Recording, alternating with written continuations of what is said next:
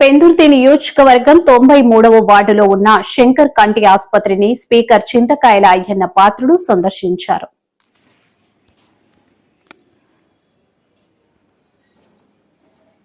Shankar foundation సేవలు ఆదర్శప్రాయంగా నిలుస్తున్నాయి. ఇప్పటివరకు ఫౌండేషన్ ఆధ్వర్యంలో సుమారు 28 లక్షల మందికి కంటి సంబంధించిన వైద్య సేవలు అందించారు. ఇందులో 4.84 లక్షల కంటి శస్త్రచికిత్సలు కాగా వాటిలో 2.79 లక్షల మందికి ఉచితంగా శస్త్రచికిత్సలు నిర్వహించారు. 1.20 లక్షలు ఆరోగ్యశ్రీ ద్వారా ఇంకొన్ని కేంద్ర ప్రభుత్వ నిధులతో నిర్వహించడం జరిగిందని ఆయన తెలిపారు. శంకర్ ఫౌండేషన్ సేవలు ప్రశంసనీయమైనవి. ఇది లాభాపేక్ష లేని తపస్సు. మారుమూల గ్రామాల్లో సైతం సేవలు విస్తరిస్తూ వేలాది మంది కనులు వెలుగులుగా అవుతున్నారు. ఇటువంటి ఫౌండేషన్లకు రాష్ట్రంలోని ధనికులు సహకరించాలని అన్నారు. చాలా మంది అవగాహన లేక ఈ సేవలను వినియోగించుకోలేకపోతున్నారని అన్నారు. అందుకే మేము ప్రచారం చేస్తున్నాం. చివరి దశలో అందరికీ నేత్ర చికిత్సలు అవసరం అవుతాయి స్పీకర్ తెలిపారు. శంకర్ ఫౌండేషన్ వ్యవస్థాపకుడు శంకర్రావు కుమారుడు శ్రీ కృష్ణకుమార్ ఆధ్వర్యంలో ఈ సేవా కార్యక్రమం కొనసాగుతుండడం అభినందనీయమని ఈ కార్యక్రమంలో శంకర్ ఫౌండేషన్ వైద్య బృందం తదితరులు పాల్గొన్నారు. డాక్టర్స్ అందరికి కూడా మేనేజ్మెంట్ వారికి నా నమస్కారాలు కూడా తెలియజేస్తున్నాను. ఎందుకంటే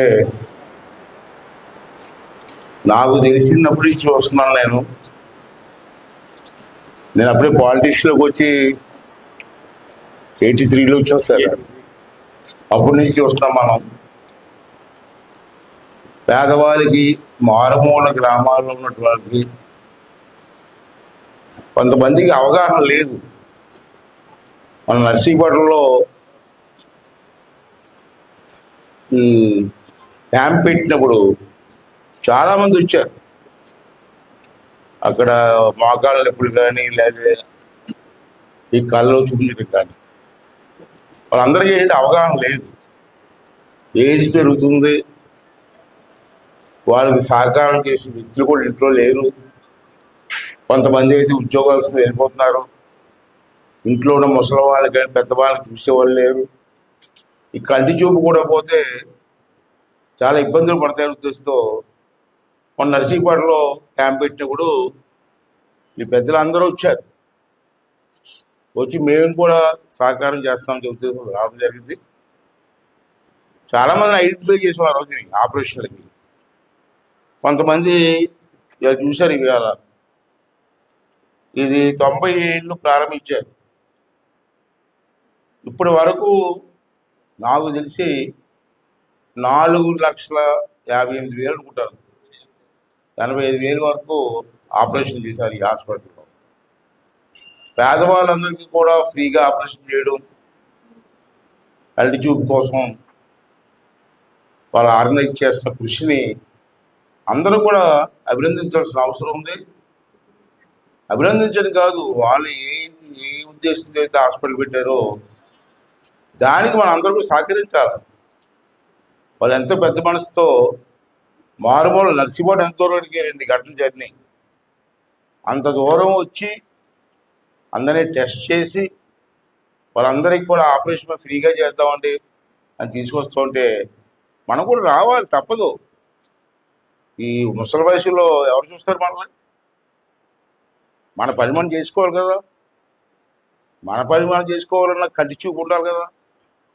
మరి అటువంటి పెద్దలందరూ కలిసి ఆర్గనైజేషన్ ద్వారా ఒక మంచి కార్యక్రమం చేస్తున్నారు. వాళ్ళందరినీ కూడా మనస్ఫూర్తిగా అభినందిస్తూ, అలాగే మా నర్సీపట్నం ప్రాంతంలో మా వాళ్ళందరికీ కూడా చెప్తున్నారని మా నిన్న అది కూడా నాకు చెప్పారు. మాట్లాడితే బ్రహ్మాండంగా ట్రీట్మెంట్ చేస్తున్నారంటే, ఆపరేషన్ చేశారు, బాగా చూసుకుంటున్నారని చెప్పి వాళ్ళు చెప్పడం జరిగింది.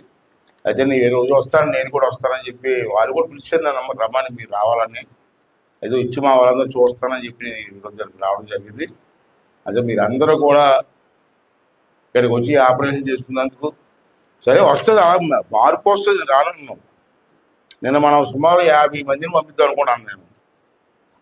అసలు యాక్చువల్గా అయితే మేము అందరం కూర్చుని 50 మందికి ఆపరేషన్ చేద్దాం అనుకున్నాం.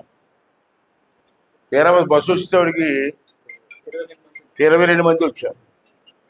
నేను అడిగాను కొంతమంది ఎందుకు వెళ్ళలేదంటే, బాబు మా ఇంట్లో వంట చేసేవాళ్ళు లేరు, మేమే వంట చేసుకోవాలా, మరి అలాంటప్పుడు మేము ఎలా రాగలం, మాకు ఎవరు లేరు అని మాట్లాడే పరిస్థితి వచ్చింది.